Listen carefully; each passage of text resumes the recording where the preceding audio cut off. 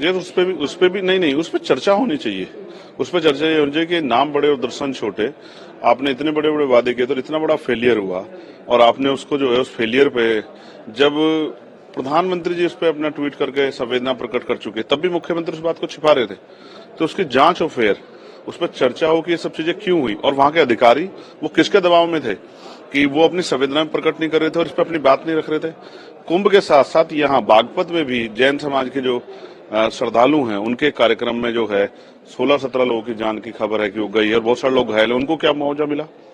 जिस तरह आपने कुंभ में जो लोग दर्शन श्रद्धालु जो है इनकी जान गई, जिनके परिवार ने अपने लोग खो दिए, उनको आपने मुआवजा दिया, तो यहाँ आपने क्या मुआवजा दिया? तो आप जो है मुआवजा देने में भी जो गैर बराबरी कर रही है, इस पे भी जो है हम लोगों ने सवाल रेज किए।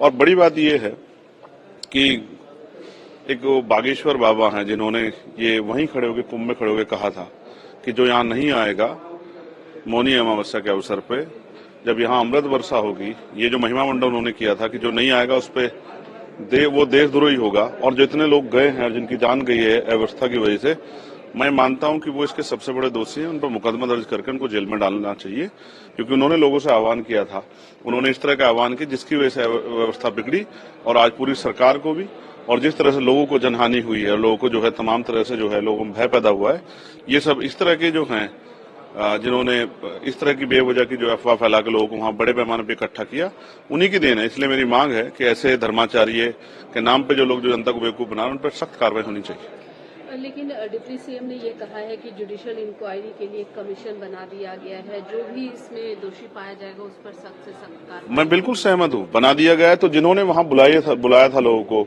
ये जो है महिमा मंडन किया था कि हाँ आने से सब अच्छा होगा, उन पे जो है कार्रवाई अगर होगी तो फिर दोबारा से कोई इस तरह का प्रयास नहीं करेगा।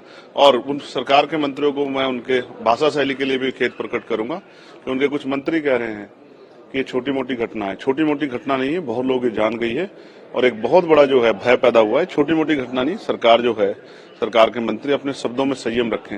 लोगों के मन में गुस्सा है और लोगों के मन में तकलीफ है, उस तकलीफ का मजाक न उड़ाए सरकार।